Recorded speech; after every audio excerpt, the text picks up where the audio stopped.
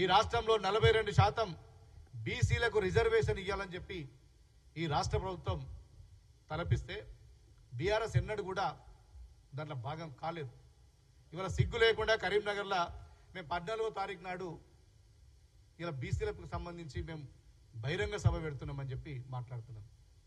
ఇవాళ బీసీల గురించి ఏ అర్హత ఉందని చెప్పి మీరు బీసీలకు సంబంధించి మీరు మీటింగ్ పెడతారు కేసీఆర్ గారు చెప్పాలి.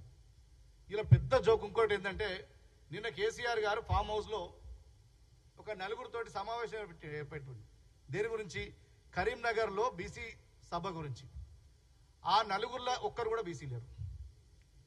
కేటీఆర్, హరీష్ రావు, వినోద్ రావు, కేసీఆర్ తప్ప ఏ ఒక్క బీసీ నాయకుడు బీసీ సభ గురించి మాట్లాడిన వాళ్ళు లేరు. ఇది వారికి బీసీలకు ఉన్నటువంటి చిత్తశుద్ధి. ఇలా మేము మా మొత్తం కాంగ్రెస్ పార్టీ ఎమ్మెల్యేలు, ఎమ్మెల్సీలు, మంత్రులు, ఎంపీలంతా కలిసి ఇది రాజకీయాలకు అతీతంగా, పార్టీలకు అతీతంగా మనమందరం బీసీలకు అండగా ఉండాలని చెప్పి జంతర్ మంతర్ దగ్గర ధర్నా చేసినాం. బీఆర్ఎస్ను కూడా ఆహ్వానించినాం. రాష్ట్రపతిని కలుద్దామని చెప్పినాం. బీఆర్ఎస్ నాయకులను ఆహ్వానించినాం. ఏనాడు కూడా వాళ్ళ బీసీలకు సంబంధించిన దాంట్లో ఏనాడు కూడా పార్టిసిపేట్ చేయాలి. మేము ఒక్కటే అడుగుతున్నాం, ఇలా బీజేపీకి భయపడి మీరు బీసీ రిజర్వేషన్లు అడ్డుకునే ప్రయత్నం చేస్తున్నా బీఆర్ఎస్ పార్టీ అని అడుగుతున్నా. ఇలా బీఆర్ఎస్ పార్టీని సూటిగా ప్రశ్నిస్తున్నా. ఇలా బీఆర్ఎస్ మీరు బీసీల పక్షం ఉంటారా, బీజేపీ పక్షం ఉంటారా ఒకసారి తెలుసుకోండి.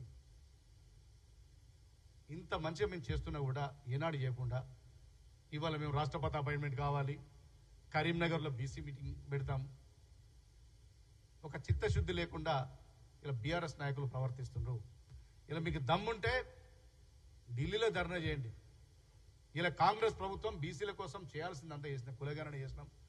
42% సంబంధించి అసెంబ్లీలో ఆ ప్రాసెస్ కూడా కంప్లీట్ అయింది. గవర్నర్ గారి దగ్గరికి ఆర్డినెన్స్ పంపించినాం.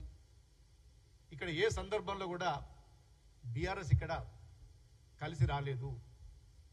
ఇవాళ కొత్త నాటకాలు తెరదీస్తారు. ఇలా బీసీలో సంబంధించి కాంగ్రెస్ పార్టీకి మైలేజ్ వస్తుంది, మా ముఖ్యమంత్రి గారికి మైలేజ్ వస్తుందని చెప్పి ఇలా కొత్త నాటకానికి, కొత్త డ్రామాకు బీఆర్ఎస్ తెరదెప్పింది.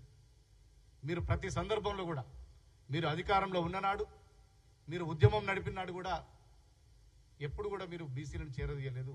అడుగడుగున బీసీలకు ద్రోహం చేసింది బీఆర్ఎస్ పార్టీ. ఆనాడు తెలంగాణ ఫౌండర్లో ఒకరైనటువంటి నరేంద్రను ఎంతో అవమానకరంగా పార్టీని చెల్లగొట్టారు. విజయశాంతి గారిని అవమానంగా వెళ్ళగొట్టారు పార్టీలకి. ఇలా మీ కుర్చీ కిందకి నీళ్లు తీసుకొచ్చినటువంటి మీ మంత్రివర్గంలో ఉన్నటువంటి ఈటెల రాజేందర్ను ఎంత అవమానకరంగా పార్టీ నుంచి వెళ్ళగొట్టిరో బీసీ సమాజానికి, తెలంగాణ ప్రజలందరికీ తెలుసు. ఇది పూర్తిగా బీసీ వ్యతిరేక పార్టీ. ఇలా దొంగ నాటకాలకు మళ్ళీ ఒక తెరదీసి చేస్తుంది. ఇప్పటి కూడా బుద్ధి లేకుండా ఇష్టం ఉన్నట్టు మాట్లాడుతారు. అసెంబ్లీ ఎన్నికల్లో ప్రతిపక్ష పాత్ర ఇచ్చిండ్రు.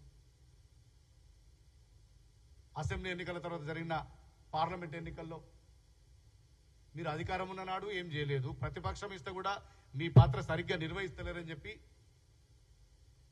అసలు మీ పార్టీ తెలంగాణ రాష్ట్రంలో అవసరం లేదని చెప్పి పార్లమెంట్ ఎన్నికల్లో గుండు సున్నా ఇచ్చి పోటీ చేసిన ప్రతి చోట్ల కూడా అయితే 3వ స్థానం లేదంటే డిపాజిట్ కోల్పోవడం. అది బీఆర్ఎస్ ఉన్న చరిత్ర. మీరు 10 ఏళ్లలో కాళేశ్వరం కానీ, మిషన్ భగీరథ కానీ ఇట్లాంటి స్కీముల్లో వేల కోట్లు అవినీతి సొమ్మును వెనకేసుకొని ఒక పార్టీని నడిపిస్తున్న భ్రమల్లో మీరున్నారు తప్ప మీ పార్టీ తెలంగాణలో ఉందని తెలంగాణ ప్రజలు ఎవరు అనుకోవట్లేదు. ఇప్పటికైనా కమిట్మెంట్ తోటి రాజకీయాలు చేస్తే ఎవరైనా నమ్ముతారు. మీ చిత్తశుద్ధితో చేయండి. కరీంనగర్లో మీరు సభ పెట్టే ముందు మీరు 10 సంవత్సరాల్లో బీసీలకు ఏం చేసిండ్రు అది చెప్పి చేయండి. లేదు మేము బీసీలకు ఏం చేయలేమని చెప్పి